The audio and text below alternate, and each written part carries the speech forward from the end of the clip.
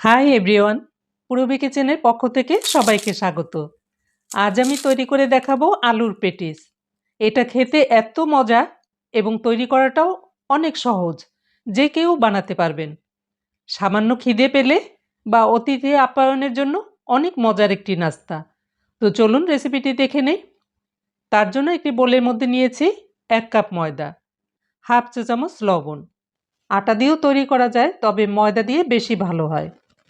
এটাকে ভালো করে মিশিয়ে নিয়েছি। তারপর দিয়েছি সয়াবিন তেল। এখানে 2 টেবিল চামচ তেল দিয়েছি। তেলটা দিয়ে ময়দার সঙ্গে ভালো করে মেখে নিতে হবে। যখন ময়দাটা এভাবে মুঠো করলে দলা পেকে আসবে, তখন বুঝতে হবে ময়দাটা মাখানো হয়ে গেছে। এতে করে অনেকটা ক্রিস্পি হবে। এরপরে নর্মাল পানি দিয়ে মেখে নেব। পানিটা একবারে দিব না, অল্প অল্প করে দিয়ে একটি নরম সফট ডো তৈরি করে নিতে হবে। দেখুন, ঠিক এভাবে মেখে নিয়েছি। আমার মাখাটা হয়ে গেছে।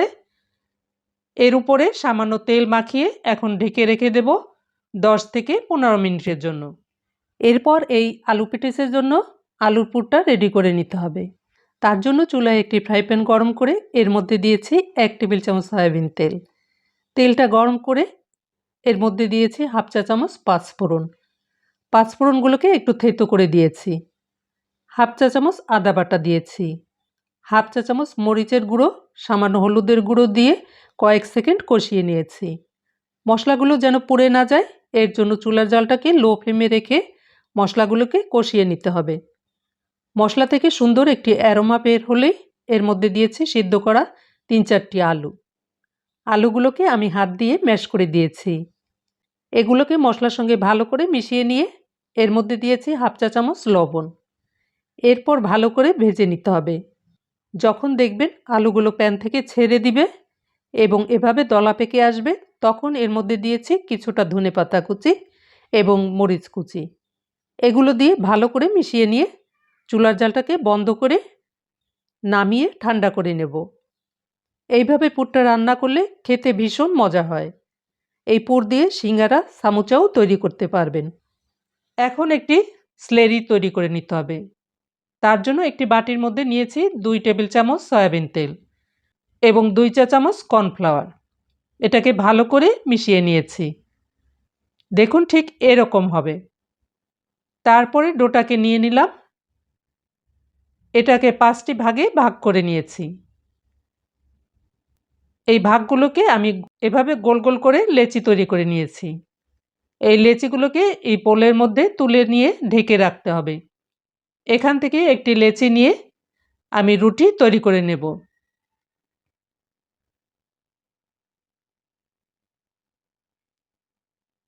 দেখুন, আমি এভাবে রুটি তৈরি করে নিয়েছি। একইভাবে আমি সব রুটিগুলো তৈরি করে নিয়েছি। প্রথমে একটি রুটি নিয়ে নিলাম। এই রুটির উপরে 1 চা চামচ স্লেরি দিয়ে এভাবে চারদিকে ছড়িয়ে দিয়েছি। এখন হাতের সাহায্যে চারদিকে লাগিয়ে দিতে হবে। খুব বেশি দেয়া যাবে না, অল্প করে দিয়ে হাত দিয়ে চারিদিকে লাগিয়ে দিতে হবে। তারপরে সামান্য ময়দা ছিটিয়ে দিয়েছি। এরপরে আবার একটি রুটি রেখেছি। এই রুটির উপরে একইভাবে প্রথমে স্লেরিটা দিয়ে ভালো করে লাগিয়ে নিতে হবে। তারপরে ময়দা ছিটিয়ে এভাবে একটির উপর একটি সবগুলি রুটি আমি এভাবে রেখে দিয়েছি। এখন এই সবগুলি রুটিকে একসঙ্গে করে বেলে নিতে হবে। তার জন্য আমি উপরে নিচে এভাবে ময়দা ছিটিয়ে নিয়েছি। হাত দিয়ে একটু চেপে চেপে নিয়ে তারপরে বেলনের সাহায্যে আস্তে করে এভাবে বেলে নিতে হবে। আমি 4 কোণা করে এভাবে বেলে নিয়েছি। বেলা হলে এই রুটির উপরে আবারও স্লেরিটা দিয়ে দিতে হবে। তারপরে ময়দাটাও ছিটিয়ে দিতে হবে।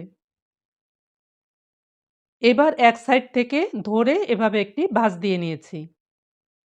ভাঁজ দেওয়ার পরেও আবারও স্লেরি দিয়ে তারপরে ময়দা ছিটিয়ে নিতে হবে।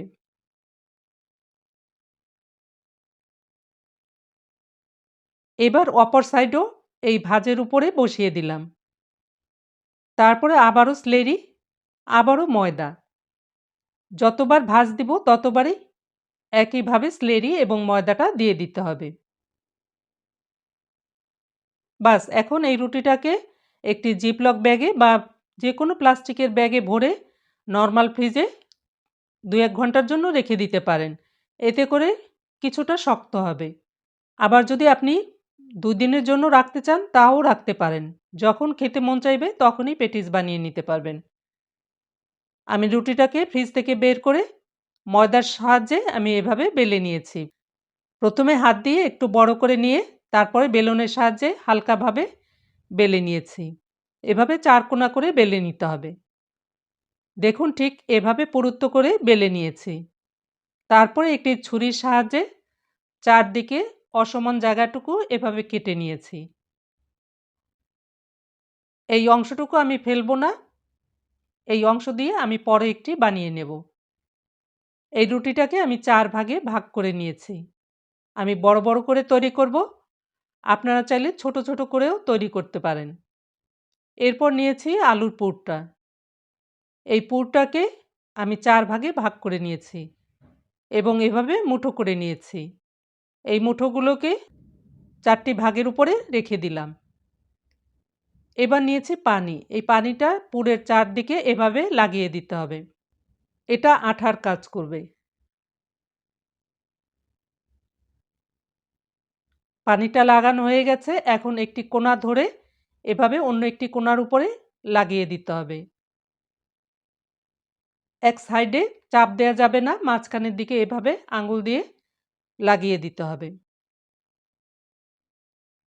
ভালো করে লাগিয়ে দিতে হবে, তা না হলে কিন্তু তেলে দেবার পরে মুখটা খুলে যেতে পারে।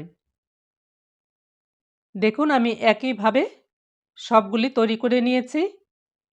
কত সুন্দর লাগছে দেখতে আর খেতেও ভীষণ মজার। এখন এগুলোকে তেলে ভেজে নেব। তার জন্য আমি একটি ফ্রাই প্যানের মধ্যে পর্যাপ্ত তেল গরম করে নিয়েছি। হালকা গরম করে নিয়েছি, অতিরিক্ত গরম করা যাবে না। আর চুলার জালটাকে লো ফ্লেমে রেখে এগুলোকে ভেজে নিতে হবে। একটি চামচের সাহায্যে তেলটাকে তুলে তুলে এই পেটিসের উপরে এভাবে দিতে হবে। এতে করে ভাঁজগুলি ছেড়ে যাবে। কিছু সময় পরে যখন পেটিসের কালারটা একটু চেঞ্জ হবে তখন এই পেটিসগুলোকে উল্টিয়ে দিতে হবে।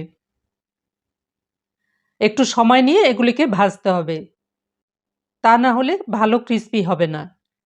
যখন পেটিসগুলির কালারটা একটু লালচে হবে তখন চুলার জালটাকে মিডিয়ামে করে দিতে হবে। আমার পেটিস ভাজা হয়ে গেছে, দেখুন কত সুন্দর একটি কালার আসছে। এখন আমি তেল থেকে তুলে নেব। আমি একটি ঝাঁঝরি চামচের উপরে তুলে নিয়েছি। তারপরে তেলটাকে ঝরিয়ে নিয়ে এগুলোকে পরিবেশন করে নিয়েছি। আর রুটির চারপাশ থেকে যে অংশটুকু কেটে রেখেছিলাম সেটা দিয়েও আমি একটি তৈরি করে নিয়েছি। দেখুন কত সুন্দর লাগছে দেখতে আর খেতেও ভীষণ মজার হয়েছে। অবশ্যই আপনারা ট্রাই করবেন।